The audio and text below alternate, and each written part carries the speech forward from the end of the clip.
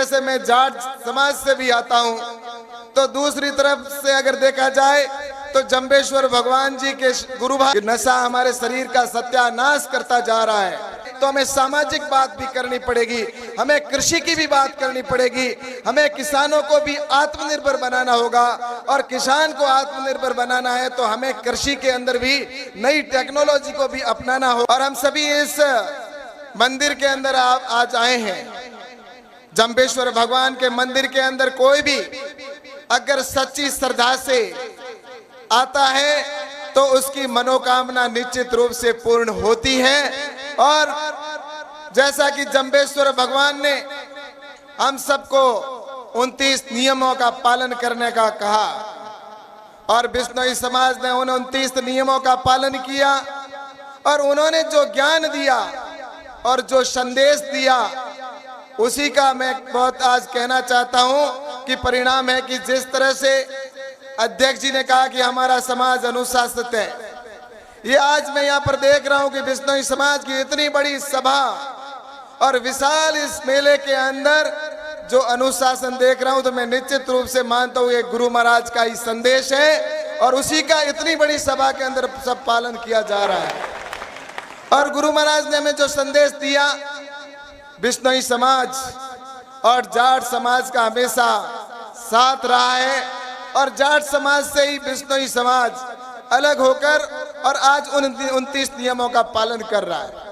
मेरे दो संबंध हैं, एक तरह से मैं जाट समाज से भी आता हूं, तो दूसरी तरफ से अगर देखा जाए तो जंबेश्वर भगवान जी के गुरु भाई आदरणीय हमारे जो पूज्य जसनाथ जी महाराज हैं, तो जसनाथ जी महाराज का भी मैं अनुयायी हूं। और जसनाथ जी महाराज के साथ क्योंकि जंबेश्वर भगवान और जसनाथ जी महाराज गुरु भाई थे, उन्होंने भी जसनाथ जी महाराज ने भी हमारे को 36 नियमों का पालन करने के लिए कहा।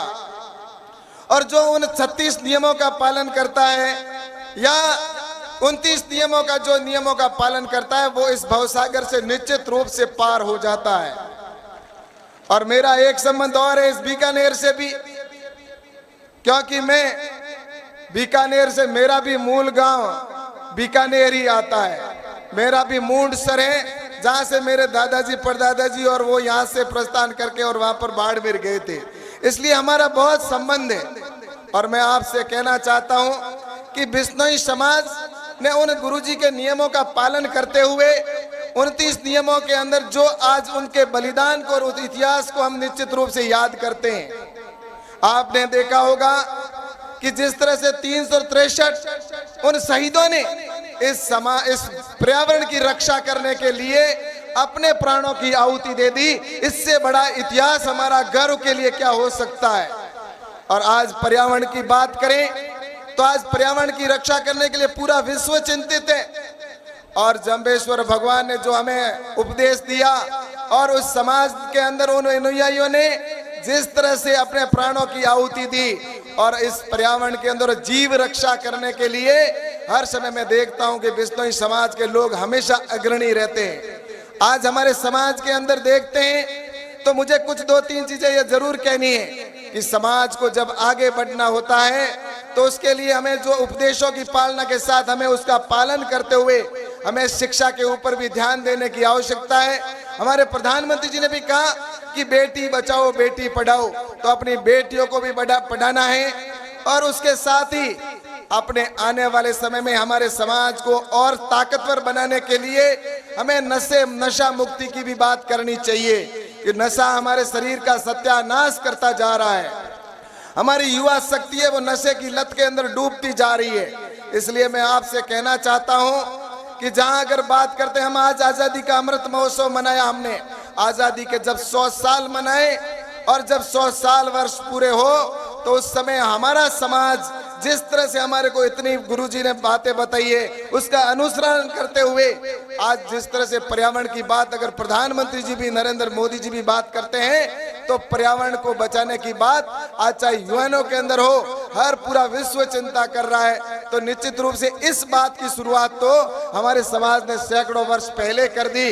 तो ये इतिहास निश्चित रूप से मैं कह सकता हूँ कि आने वाले कल में हमारे समाज को हम मिलकर आने वाले समय में भारत को उस वापस हमें विश्व गुरु बनाना है।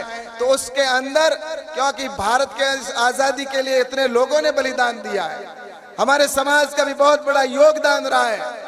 इसकी वजह से आने वाले समय के अंदर जब हम भारत के 100 वर्ष पूरे आजादी के मनाएं और भारत को विश्व गुरु बनाएं, तो उसके अंदर हमारे समाज की बहुत बड़ी भूमिका हो, बहुत बड़ा योगदान हो, और उसी दिशा के अंदर ये समाज काम कर रहा है। तो मैं समाज के सभी बंधुओं को बहुत बहुत शुभकामना देता हूं और सबको बहुत बहुत बधाई देता हूं। और आज मुझे यहाँ पर जो आमंत्रित किया, तो मैं आप सबको धन्यवाद देता हूं।